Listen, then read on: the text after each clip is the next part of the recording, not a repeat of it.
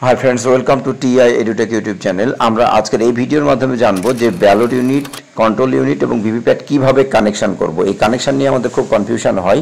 তো আমরা এখানে একটা রুল ভেবে রেখেছি, সেটা হচ্ছে বিভিসি রুল।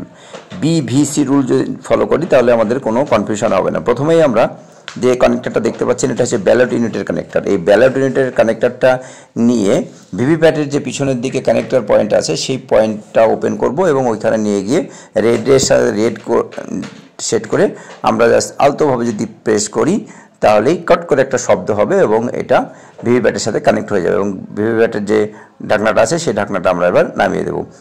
তাহলে ব্যালট ইউনিট থেকে আমাদের ভিভিপ্যাট ইউনিট হলো, অর্থাৎ বি থেকে ভিতে গেল।